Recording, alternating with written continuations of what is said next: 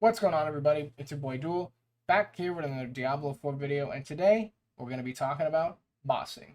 So, Diablo 4 Season 8 changes basically not a whole lot, but the big thing that they do change is bossing. So for that reason, I call it the Season of Bossing. But what did they change? Well, a couple things. So, in previous seasons, if you were to run up and do a boss, it would basically be run up, like pick Duriel for an example. You'd offer your Shard of Agony to the altar, and then the fight would start, and then he'd drop loot from a specific loot pool with a chance to give you some mythic uniques. Now, how it works, and this goes for every single boss in the game, you walk up and you can run the boss altar for free. You can launch the boss anytime you want. The exception is after you kill the boss, then you need the items to open a chest that drops from their loot pool with a chance of mythic uniques. The only boss that doesn't do this is Uber Lilith, and then Belial. Instead of him getting his own loot pool, you basically can pick any of the loot pools from the other bosses in the game. And so if you have a bunch of Betrayer's Husk, you can open up a chest and it'll tell you, like, oh, do you want to pick Varshan or do you want to pick Beast and Ice? Obviously, you want to pick Duriel or Andariel, and I'm pretty sure you cannot pick from Uber Lilith's loot pool, which why would you? It's dog crap anyway. Yeah, so that's it. And this video is basically going to go over every single boss, where they are, how the fight kind of looks, and I'm going to be doing this on Torment 1 here on my Bloodwave Necromancer. Now, mind you, I will say right off the bat, the final season chapter, if you're looking to complete every single boss fight on T4, there is a challenge here called Quit Hitting Yourself, where you basically use the boss's boss power against them and then kill them, and that's part of the season jury in Torment 4. And a lot of these bosses, some of them have some pretty wicked one-shots, so you have to be pretty, you have to have a pretty solid build to be doing this on T4. And as you can see, I've done every single one except for Andariel. I actually tried to do Andariel last night, and I just could not do it with my Bloodwave. Probably I could go back and get a little stronger and come back and try to beat her, but I don't really feel like it. So, yeah, whatever, it is what it is. So, but if you're one of those people that does want to do this, you know, you're going to want to have a nice solid build that can actually hang in T4, that can basically take out all the bosses, including Uber Lilith, because you can see here, defeat Lilith using Belial's Eye Beam. And then there, I thought there was another one, but maybe not. But, yeah, no, that's it. So we're just going to go down the list here. And I have the list that I pulled up here with Varshan. So we're just going to start with Varshan. So we'll start with Varshan. So Varshan is located all the way up here. And I'll divide this video up into chapters so that you can just pick and choose where you want to go. So Varshan is over here at the Tree of Whispers. And it really makes it convenient that you can just teleport to any of one of these bosses now, instead of having to port to the Tree of Whispers, walk up to the Malignant Burrow, and then run inside the boss. And they call it layers now. It's like a boss lair. So, yeah, I'm just going to demonstrate the fight here. Again, I'm on T1, so this will be significantly easy. I could do this on T4, but for the sake of it, I'm just demonstrating the bosses, because their fights aren't essentially any different. They're just more difficult. Okay, here goes Varshan. Boom. One shot. No invulnerability phase.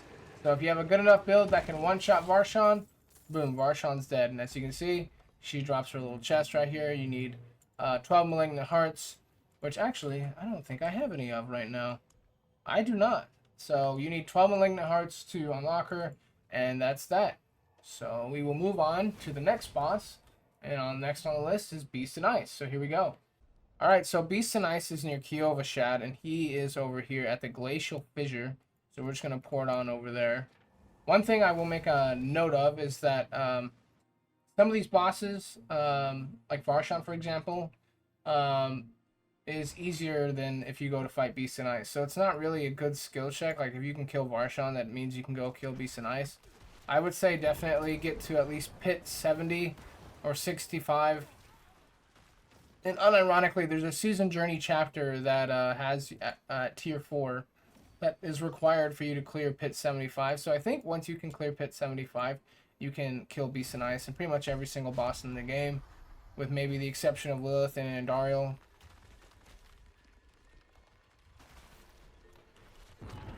So the thing with Beast and Ice is, and it's not going to show it because I'm on T1, but you can one-shot Beast and Ice if you kill him quick enough. If you don't kill him quick enough, he will enter an invulnerability phase. He'll fly off the map, and he'll start doing this like ice vortex and shoot like these ice paths at you, and they'll shoot you off the map, and you'll die. So just keep that in mind when you fight Beast and Ice. If you can't one-shot him, you just have to be something that's just you're gonna have to be aware of. So just FYI about that, and then you'll get put Pincushion Doll, and that is for Andariel. All right, on to the next boss. So we got Grigoire. Okay, so Grigoire is over. Where is Grigoire at? He's over here. Grigoire, the Gavanic Saint. Am I saying that right? I don't know, but we're gonna teleport over there anyway. He's over here on the left side of the map. Sorry, I might have gone too quickly there on that one, but either way, I will say my biggest pet peeve going into these is that Blizzard just makes you walk to these bosses. Oh, we got to make sure you walk and then deal with these meaningless enemies, and it's just so useless. Like, just take me straight to the boss, bro. Like, why? Just give me one room. Why? Why does it need to be this long? All right, here we go. We're gonna fight Grigoire, and I think Grigoire has probably had the most significant changes in my opinion. Just the way that his laser, I call it a laser bed, looks. And I think he got a skin change too. So as you can see, Grigoire also does not have an invulnerability phase. Again, same thing with Beast and Ice. If you take too long to kill him in that first phase, you'll have to fight him, and you know, you'll have to dodge his mechanics and things like that. I will tell you, in T4, it is significantly harder to kill these guys. It's not impossible to one-shot them. If you have a strong enough build, you have glyphs leveled up, and you have enough Paragon, you can still do that. It's just increasingly more difficult. And that makes sense, right? You're on Torment 4. Alright, so next on the list, we got Lord Zier.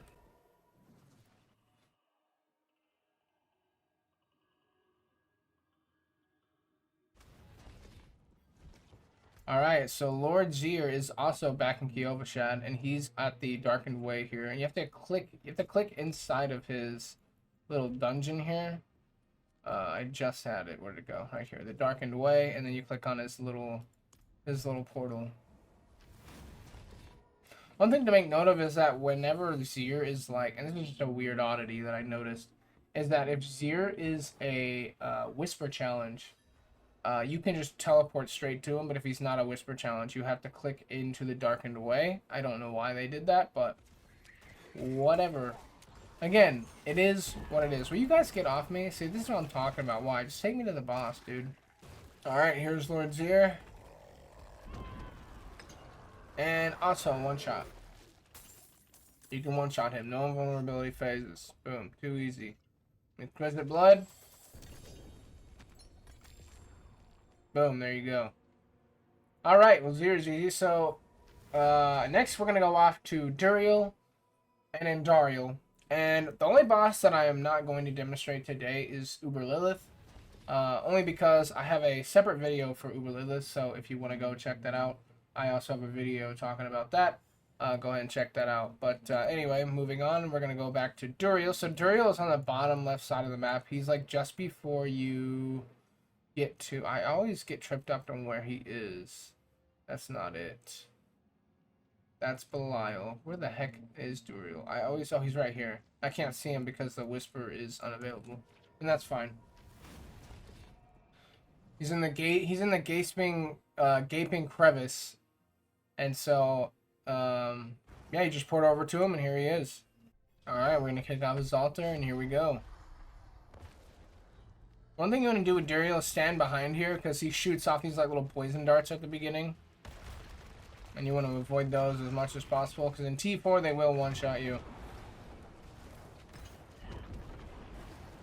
So one thing to note about Duriel is that he has invulnerability phases. What does this mean? It means you can't one-shot him anymore. You have to go through here, kill these dudes.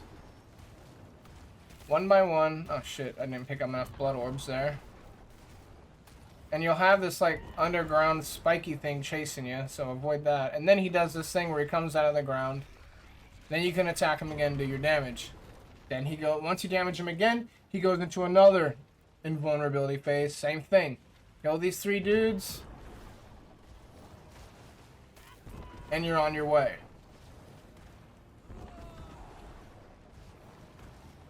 Watch out for that. Him coming up there. He got me. Not a big deal. We're going to finish him off. Boom.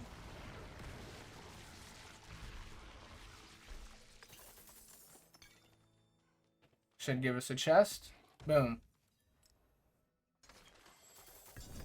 Now, one thing to remind yourself of is that Duriel and Andariel, and I'll make this up again for Andariel, is that they have a chance, they have the highest chance to drop mythic unique. So if you have stuff to farm Duriel and Andariel with, farm them on T3 if you're able to. Don't farm them on T4. It's just not worth it unless you're trying to complete the season journey, but they have the highest chance to drop mythics. And I will say the Duriel fight is significantly more easier than Andariel. So if you have what you need to open up the chest for Duriel, fight Duriel, because it's just easier if you want mythics. Not a guarantee, but it just helps a lot. So anyway, on to the next boss, and that is going to be Andariel. Alright, so Andariel, I believe, is right below Grigoire, and she is right here, Hangman's Hall, and she needs the pincushion doll to open up her chest. So we're going to go right over down here to Andariel. So I'm going to cover the fight, and then I'm going to give my opinion on the fight, just because I have to talk about it. Alright, so we're at her altar. We're going to launch her. She's going to spawn. And she also has invulnerability phases. So you get her down to half. She's going to disappear. And she's going to summon these like little effigies here. You need to destroy them as quickly as you possibly can and try not to die.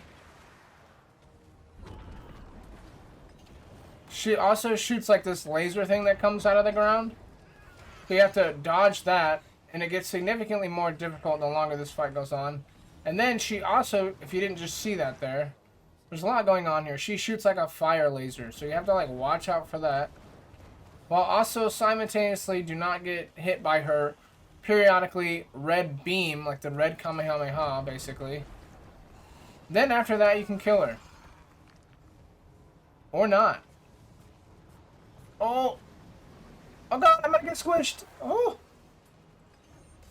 Again, I'm on T1, so this is significantly easier, but if I was on T4, there's a high chance I would have already been one-shot. Come on, cooldown. Come on, cooldown. And there she goes.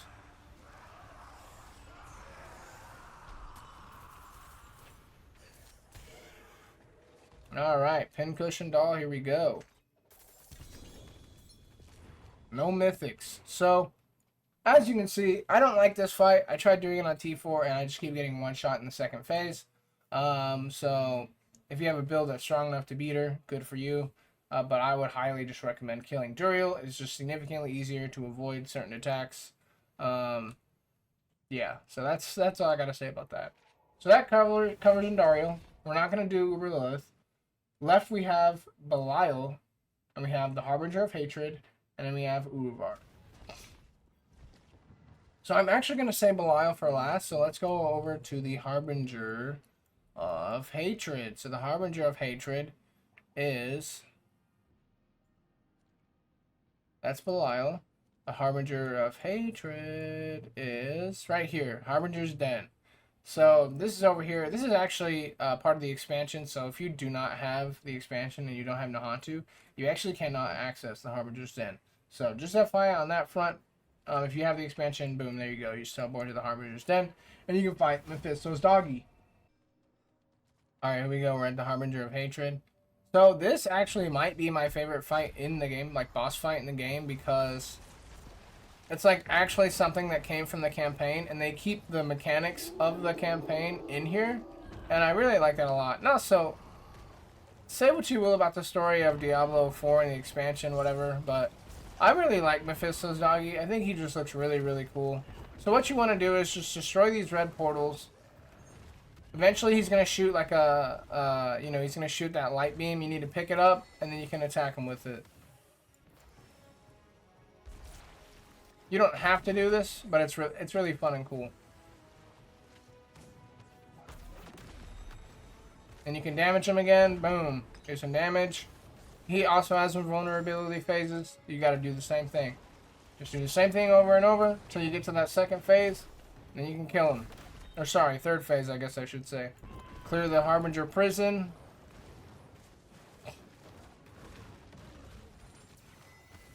Pick up the light orbs here.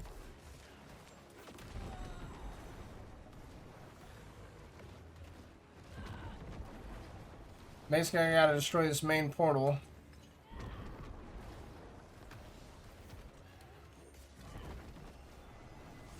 And then finish him off with the light orb. Bam! Done, baby. In my opinion, that is the coolest fight in the game. I really like it a lot. And you need 3 Anholbern hearts to open his chest. And boom, we got our stuff. Alright, so next we got Urivar. Alright, so Urivar, I'm trying to remember. He's not there. Palace of the Deceiver, that's Belial. He's right down here in... Looks like he's also here in Nahantu. So, I didn't know that. So, if you don't have the expansion, pretty sure you can't fight Urivar. So, also keep that in mind. So here we go. We're going to teleport to Urivar. And I'll show you the fight here too. I actually do not remember if he's a one-shot guy or not. Alright, here we go. We're at the altar for Urivar. We're going to launch it. Here we go. Let's see if he one-shots. Oh! Looks like we one-shot him. I think. Yep. So he's a one-shottable boss. Alright. And that leaves us with Belial. Alright, we're back in town, and let's go find Belial. So Belial, you do not need the expansion to fight. He's over here at Palace of the Deceiver. You just teleport right to him, and bam. But I will say that if you go fight Belial, be sure to bring Betrayer's Husk. It is probably the rarest boss pickup in the game right now. And the reason for that is you can pick from any sort of boss loot table, and I will show you what that looks like here in just a second. Because he is also a one-shottable boss. And don't worry, I will recap all this at the end.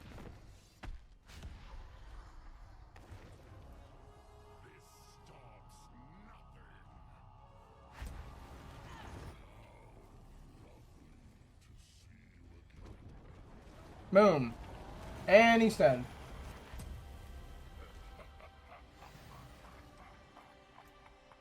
I'm not going to open this on T1 because it's just a waste of Betrayer's Husk to open it on T1. Actually, that's a lie. I'll just open it. So right here, you click Modify Reward, and it'll show you all the different boss loot tables that you can pull from. And of course, the one you'd want to do would be Duriel or Andariel. So yeah, I'm actually not going to open it. I just wanted to show you, like, here are the different loot tables that you can pull from every single boss in the game. Close.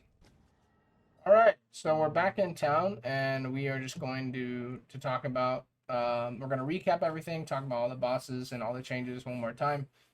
So just to recap, they adjusted a few bosses in the game. Varshan, one-shottable. Beast and Ice, one-shottable. Grigoire is one-shottable. Lord Zir is one-shottable. And Duriel is not one-shottable. He has 2 invulnerability phases. Andariel, also not one-shottable, has 2 invulnerability phases. Uber Lilith is not one-shottable, also has 2 invulnerability phases, and I have a video on my channel, so go check that out if you want to go watch me do that. Also on T1 with my Whirlwind Earthquake Barbarian. The new bosses they've added to the game, Belial, one-shottable, and then the Harbinger of Hatred, not one-shottable, has 2 invulnerability phases, and Urivar is one-shottable. So keep that in mind. Now, if your build is not strong enough to one-shot these builds, they will enter the invulnerability phases. So keep that in mind when you're fighting these bosses. You're not going to just be able to just sit there and attack them and then they just die. Like, you have to actually kill them quick enough before they enter those phases. But these other bosses that I mentioned, Lilith and Duriel, and the Harbinger of Hatred, they all have phases no matter what. Doesn't matter how fast you kill them. No matter what, they're always going to enter those phases. And these are the items you need to open their chests. And you don't need my spreadsheet, my little notepad here to show you what they need. When you pick up boss mats, and you can literally pick up these mats from fighting bosses, just playing the game, doing the season. If you go on the item here, it tells you how many you need to open up their, like, this is your Urivar, for example. He needs 12, right? It says right here, Living Steel, you need 12. Distilled Fear, you need 12. You know, you get the idea. Malignant Heart, 12, etc, etc. Andariel, Pincushion Doll, you need 3 of. So, anyway, hopefully that settles it. I'm going to chop this video up for you guys in chapters, so you can just click to go whatever boss you want. Yes, I'm playing on Bloodwave, which is an S tier build by Maxwell.gg, so if you want to play this build, I'll actually leave a link in the description. I played this build last season too, and it's just one of my favorite builds of all time. It just so happens that this is also one of the meta builds for the season that can hang out in T4 and kill these bosses. So, yeah. But anyway, that's going to be it for the video. If you like this video and you made it this far in the video, thank you so much for watching. Feel free to like and subscribe. You're not obligated to, but it does help out the channel a lot. Alrighty, well, with that, thanks so much for watching, and I'll see you guys in the next one. Peace!